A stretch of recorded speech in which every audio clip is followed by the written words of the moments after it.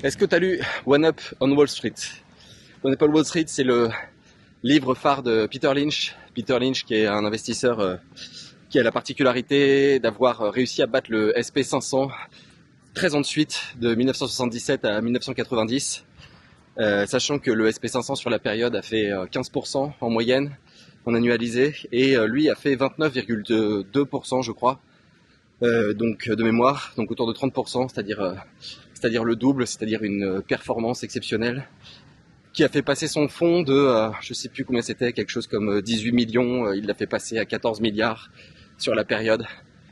Donc le type est extraordinaire. Et j'ai écouté d'abord l'audiobook, et je pense que j'aurais pas été capable de t'en parler après avoir écouté l'audiobook, mais maintenant que je suis avancé dans le livre, j'en ai retenu et je me suis imprégné d'un petit peu plus que ce que j'avais retenu dans l'audiobook. Donc je te conseille vraiment la lecture du livre, pas juste de l'écouter. Et parce que le personnage a la particularité, non content d'être particulièrement smart, d'avoir un humour qui transpire dans ses interviews autant que dans son bouquin. Et à la limite, indépendamment des conseils d'investissement, le mec est génial, et l'individu est génial. Faut que j'arrête de dire le mec. Et j'écoutais une fois Frédéric Lordon qui parlait du besoin pour faire une révolution de toucher les gens, non pas uniquement rationnellement, mais par l'émotion. Et il se trouve que lui arrive à te faire sortir de l'idée que l'investissement c'est un truc poussiéreux, et de temps en temps tu es obligé de relire le truc pour te dire attends, il a vraiment voulu dire ça, un peu à la Proust, tellement c'est marrant ce qu'il a écrit. Donc au-delà de ça, le Peter Lynch au-delà d'avoir de l'humour, ça a l'air d'être une bonne personne, enfin bon père de famille, humble, efficace, enfin il a toutes les qualités que tu peux vouloir. Donc de quoi il parle ce brave Peter Lynch? Je sais pas pourquoi je dis brave Peter Lynch, enfin, de quoi parle Peter Lynch? De la faculté qu'ont les gens à faire des investissements abscons quand il s'agit d'acheter des actions, alors qu'ils sont même pas forcément comme ça dans la vie. Il prend l'exemple de celui qui va aller acheter son sèche-cheveux et qui va aller regarder lequel est le meilleur rapport qualité-prix, le voltage, la durabilité, les avis des gens, etc. Et le design, tout. Enfin, il va faire le tour de la question avant d'investir là-dedans. Et par contre, il va être capable de t'acheter 500 actions Air Liquide parce que son banquier lui a dit que c'était bien, sans avoir regardé plus loin que le bout de son nez si ça en valait la peine. Et encore, si son banquier lui a dit que c'était bien, c'est presque déjà mieux que d'aller taper dans des actions au hasard dans le CAC 40, ce que sont capables de faire pas mal de gens, compte tenu des investissements sur les actions en question et des survalorisations. Et donc il pose la question de est-ce qu'on peut apprendre à ne pas faire comme ces gens qui investissent de manière un peu abrupte, un peu abscon, et en étant contrarien.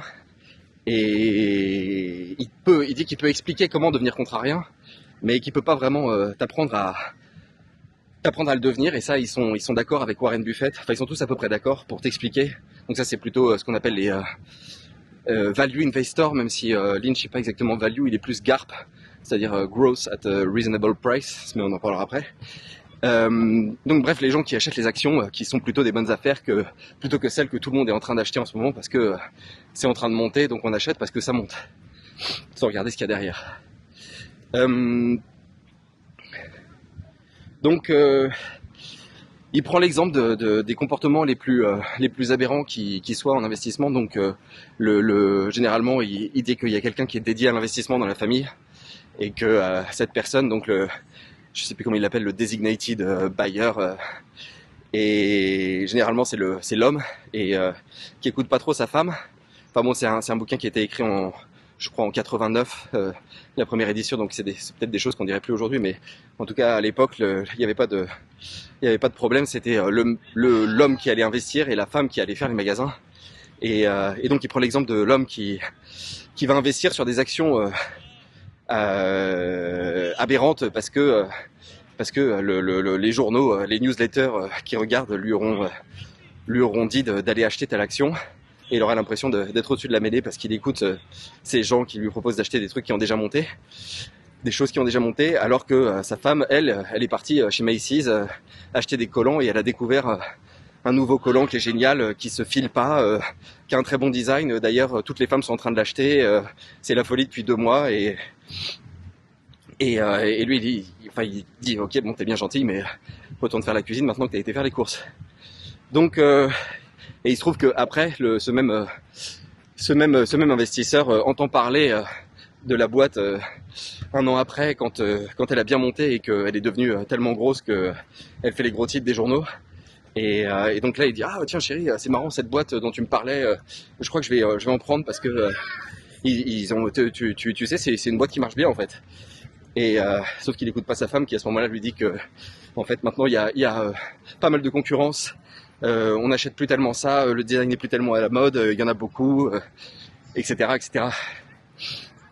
Donc il se fait griller une deuxième fois.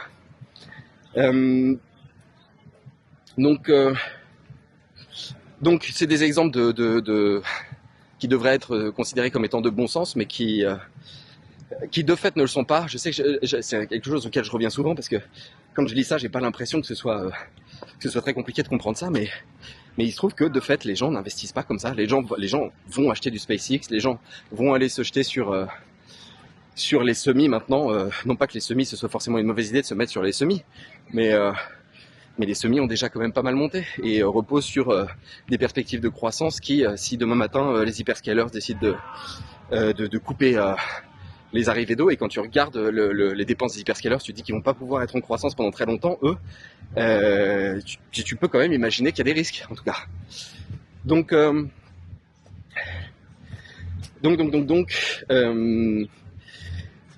oui, la particularité de Lynch, Peter Lynch par rapport à Warren Buffett, c'est que Warren Buffett va être vraiment value, c'est-à-dire qu'il va étudier des centaines de rapports de bilan financier pour déterminer quelles entreprises vont lui permettre d'avoir un retour sur investissement pendant des années fiable, constant, etc. Alors que et donc il va être très concentré sur très peu de lignes, alors que Peter Lynch va pouvoir avoir jusqu'à 1400 lignes en même temps, et il va aller taper dans toutes les actions dont il considère qu'elles sont GARP, donc Growth at a Reasonable Price, c'est-à-dire que le PEG, le price sur earning growth, ne dépasse pas 1, quoi.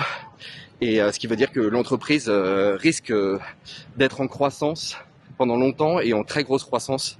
Donc il y a plus de risques, mais c'est ça qui te permet de faire de multiplier de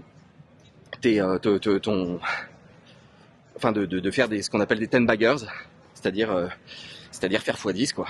Faire même plus. Lui, il te parle d'actions qui peuvent faire x10, x20, x30, x50.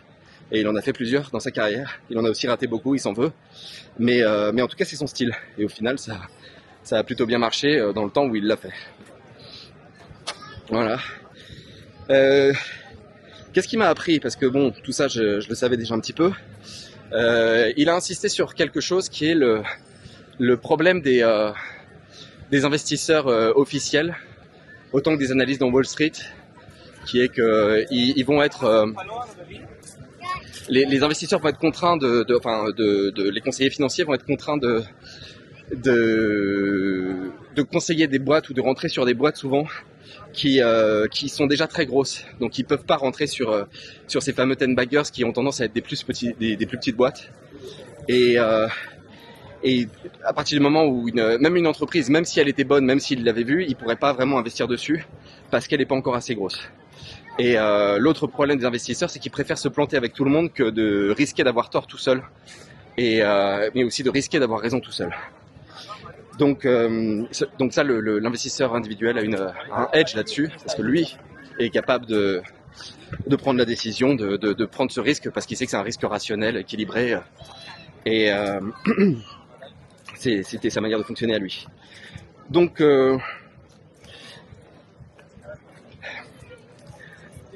il y a autre chose il y a d'autres points qui soulèvent.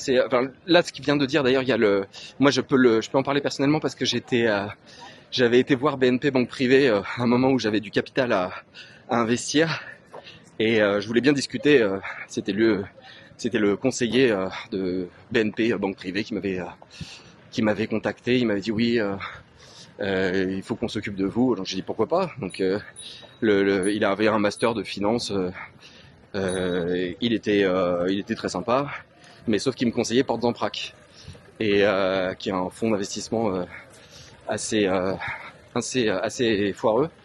Et mais je lui disais simplement donne-moi le benchmark donne-moi le benchmark de Portes en Prac par rapport au SP500 par exemple. Et il était incapable de me le donner. Je me disais attends, il y a un problème si tu peux pas. Enfin, il avait l'air même de ne pas le savoir en fait. Et par contre, il savait très bien qu'il allait prendre 1% par an sur le capital investi et les frais de transaction à chaque fois, enfin des frais dans tous les sens. Je disais mais attends, en fait, avant d'avoir commencé les hostilités, je suis déjà à moins X 1000 euros. Ça n'a pas de sens en fait.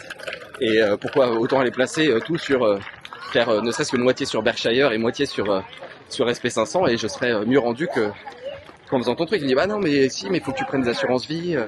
J'ai dit mais des assurances vie, c'est bien quand t'as besoin de léguer quelque chose dans l'immédiat, etc. Mais si tu veux aller faire derrière un exit, par exemple, enfin ça n'a aucun sens. Et donc ça, enfin la lecture de Peter Lynch m'a fait réaliser ce que voulait dire, enfin ce qu'était le problème des conseillers en investissement. Un autre truc que m'a appris, autre chose que m'a appris Peter Lynch, c'est la différence entre l'investisseur de long terme et l'investisseur qui pense être de long terme. À savoir que tous les investisseurs, quand ils commencent à investir, pensent être long terme. Et en fait, dès qu'ils se prennent une claque, ils vont quand même revendre, ils vont devenir des investisseurs de court terme, à savoir revendre au pire moment ou revendre dès que ça a remonté un petit peu et qu'ils ont réussi à prendre un petit profit, ce qui n'est évidemment pas du tout l'objectif. Et je pense pas que je tombe dans la catégorie, mais je j'ai pas encore été confronté à des situations suffisamment compliquées pour l'affirmer. Donc on verra ça dans le futur. Aussi, il a bien insisté sur le fait que les 10 baggers, il faut que ce soit des petites boîtes, il faut que ce soit des boîtes à risque. Il n'y a pas de possibilité de faire un 10 bagger avec Nvidia aujourd'hui, par exemple. Même si Nvidia passait à 10 000 milliards de capitalisation, et ça impliquerait quand même de faire des bénéfices et une croissance faramineuse, et ben ça ferait qu'1 x 2 aujourd'hui, puisque la boîte vaut 5 000 milliards. Donc même si Nvidia a été un 10 bagger, qui est devenu très gros, et c'est pour ça qu'on en parle, et si Micron est en train de suivre à peu près le même chemin, visiblement, jusqu'à nouvel ordre, c'est extrêmement rare qu'une grosse entreprise puisse faire ça. Il faut généralement plutôt aller la chercher du côté des small caps. Voilà. Pour conclure, l'investissement est un problème de tempérament. C'est la grande leçon du bouquin. Et j'ai vraiment hâte de voir. Comment ça va comment vont se comporter notamment tous les youtubeurs qui aujourd'hui donnent des leçons parce qu'ils ont commencé à investir soit pendant le Covid, soit pendant le crash de 2022 sur la tech. Qu'est-ce qui va se passer dans les années qui viennent, et comment vont-ils réagir dans les futurs mouvements? Parce que il y a de plus en plus de monde qui se met à l'investissement particulier, et ça a des conséquences sur la manière dont fonctionnent les marchés. Et pour l'instant, la conséquence, c'est une hausse à peu près continue des marchés qui dure malgré une situation économique qui est pas forcément brillante, même si tu as des augmentations de bénéfices pour la tech, etc. Tu as quand même beaucoup d'entreprises et beaucoup de ménages qui souffrent. Donc il y a un moment où il va y avoir un retournement, c'est à peu près inévitable malgré tout, sans aller jusqu'à je sais plus il y a 2 jours, il y a un très gros investisseur qui a dit qu'on allait se prendre un crash de 70%, que c'était à peu près inévitable. Il y en a beaucoup qui le contredisent, mais il a géré des centaines de milliards et il est né quelque chose comme 1938, donc je crois qu'il savait de quoi il parlait. Donc on va voir comment ça se passe et comment réagiront les gens à ce moment-là. Et je viens de me rendre compte que j'ai pas mis mon micro, donc j'espère que tu auras quand même entendu ce que j'avais à dire aujourd'hui. Je te souhaite une bonne journée, je te dis à plus. Ciao.